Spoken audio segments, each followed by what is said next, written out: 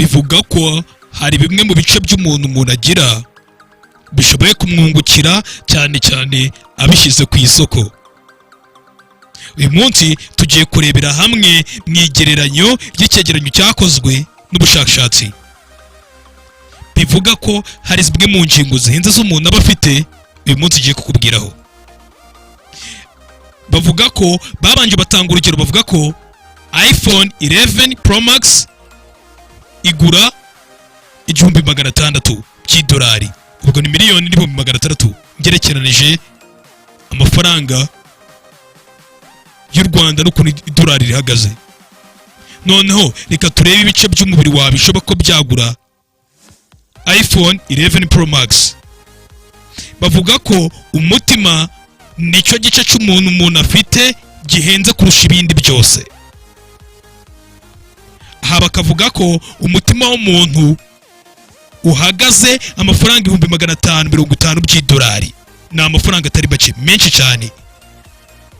Bakoze ikigereranyo bakibarira kuri telefone iPhone Pro Max 11 igura $1,600 by'idolari. Bavuga ko ishoboye kuba byibuze ugurishije wa mutima ku $550 ushoboye kuba wabasha kuba yagura iPhone 11 Pro Max 343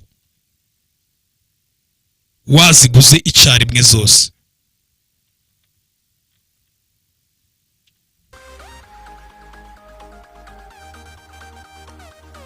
Bakavuga ko ikindi gice gihenze gikurikiraho ni ibihaha, akaba ari byo gice gikurikiraho gihenda kurusha ibindi byose ku muntu, kigura $250 by'idolari.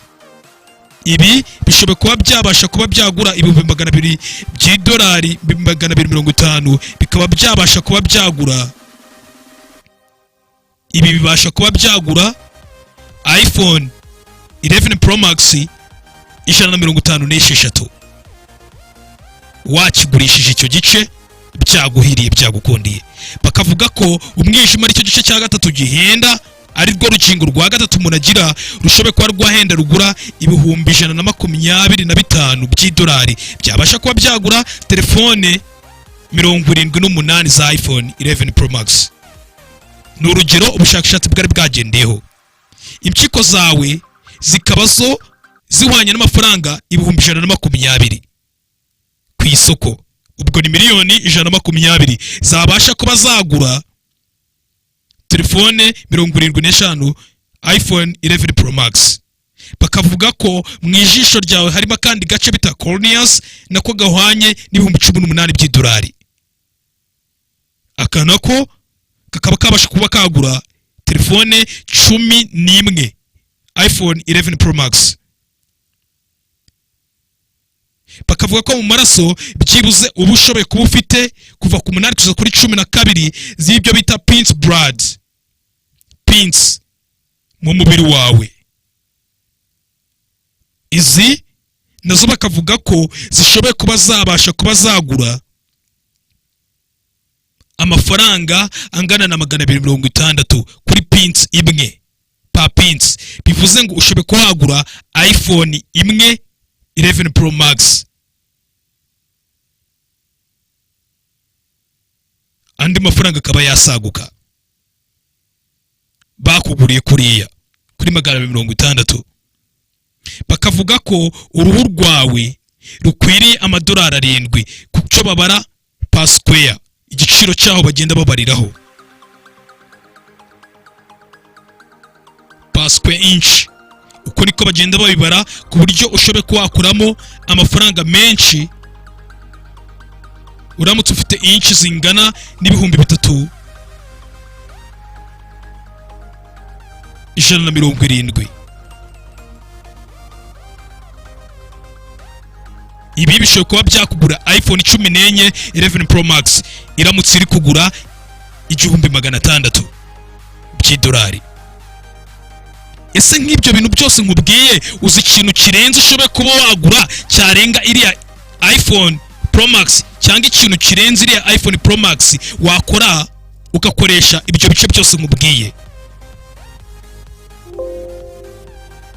Gukiza ubuzima bw'umuntu nicyo kintu cya mbere cyaba kidasanzwe kiri muri ibyo bintu. Buri mwaka hagaragara abantu 1000 bapfa kubera ko batigeze bagera ingingo zisimbura izo bari bafite zananiwe. Ariko uramutse nawe ubaye umwe mu badono, byibuze ukaba wakiza bamwe mu bantu barembye barwaye izi ndwara babuze ibice, byibuze mu gihe nk'umutima wawe mu gihe utazaba uri kuri iyi si waterera mu wundi muntu. Ibyo byakiza ubuzima bw'abantu benshi, kandi nizera ko nawe ntabwo byaba ari igikorwa cy'uburwari uramutse utanze igice cyawe nk'icyo ngicyo.